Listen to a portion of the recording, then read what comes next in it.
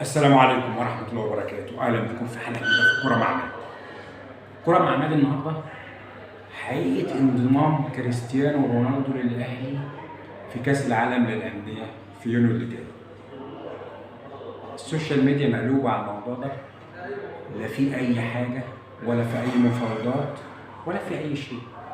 في شخص واحد انتوا عارفينه يقدر يجيب ميسي ويقدر يجيب كريستيانو ونيمار للأهلي، لكن إذا كان هو راضي عن الأهلي هيعمل كده، مش راضي عن الأهلي مش هيعمل كده.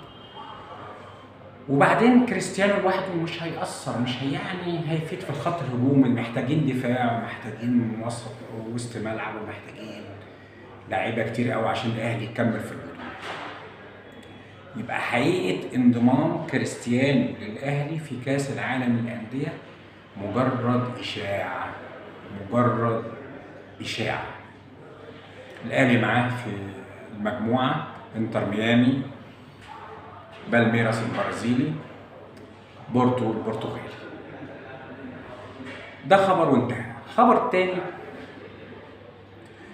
الأهلي هياخد كام في المشاركة في كأس العالم للأندية؟ هياخد مليار. إيه يا عم بتقول إيه؟ بقول لك مليار جنيه، فيما يعادل 20 مليون دولار. كانت قال 50 مليون دولار شوية وشوية، لكن الرقم القريب ان انت تصدقه 20 مليون دولار لكل نادي من الانديه ال 32 المشاركين في كاس العالم للانديه. الاهلي هياخد 20 مليون دولار. احنا حسبناهم بالمصري بالجنيه بتاعنا الحلو الجميل، 20 مليون دولار بيساوي مليار جنيه.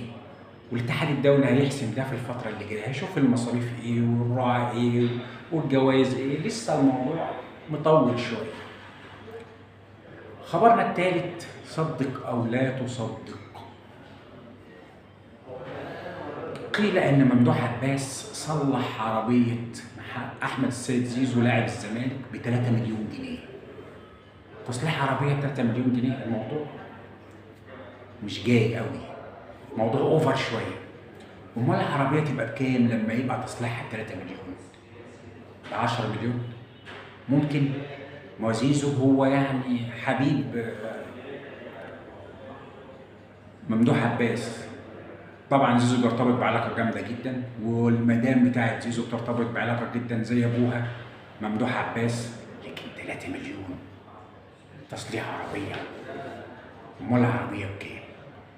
يبقى صدق أو لا تصدق، تصليح عربية أحمد سيد زيزو 3 مليون جنيه. أمال عربية محمد صلاح تبقى بكام؟ عربية عادية خالص. ما عندوش عربية هنا في مصر. محمد صلاح ما عندوش عربية في مصر. صدق أو لا تصدق. إلا هنا خلصت أخبارنا النهاردة. السلام عليكم ورحمة الله وبركاته.